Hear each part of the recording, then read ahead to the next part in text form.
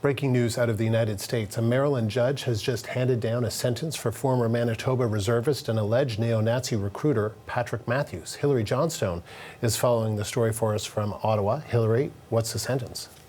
Andrew, the sentence is 9 years along with 3 years of a supervised release. So 28-year-old Patrik Mathews, as you say, that accused of being a neo-Nazi recruiter.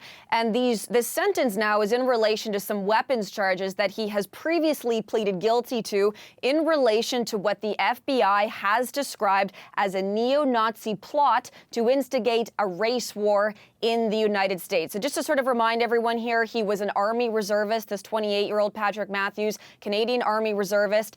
Back in 2019, he was publicly identified, accused of being a neo-Nazi recruiter. The RCMP raided his home. At some point, he made his way down to the United States. What he didn't realize at the time was that the FBI was tracking his movements. And then in January of 2020, he was arrested along with a couple of other men accused of plotting to go to a pro-gun rights rally in Virginia and instigate this race war. According to court documents and American prosecutors, they said that the pair, so Patrik Mathews and his co-accused, wanted to instigate a civil war that would decimate racial and ethnic minorities and subjugate women. That was according to American prosecutors at the time. Now, as I say, he has previously pleaded guilty to some weapons charges. That was what he was sentenced for today. Important to point out here that earlier this week, so just on Monday, the judge in this case imposed 2 terrorism sentencing enhancements.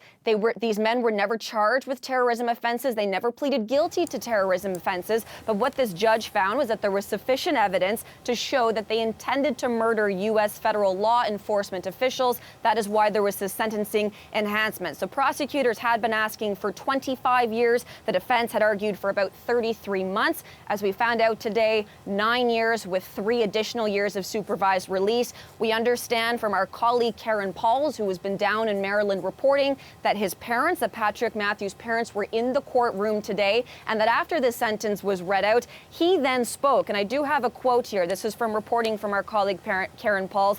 Patrik Mathews reportedly said after he learned of his sentence, "I regret daily I left my homeland, that I left my family.